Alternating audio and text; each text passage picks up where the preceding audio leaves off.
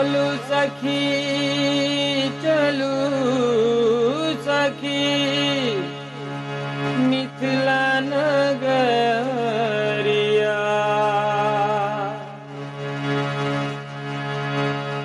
मिथिला नगरिया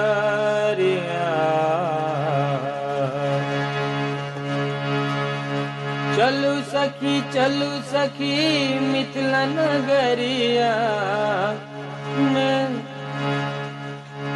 चलू सखी मिथिला नगरिया जाहि में बसल हमर प्राण है।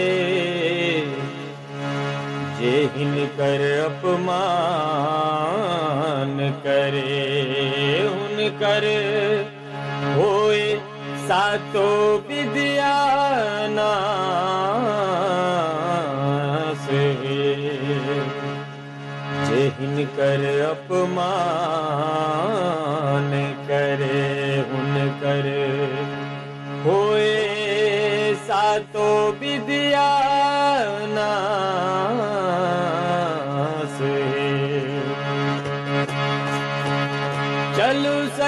चलू सखी मिथिला नगरिया।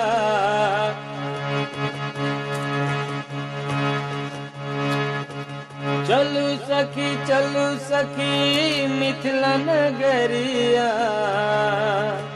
जाहि में बसल हमर प्राण है।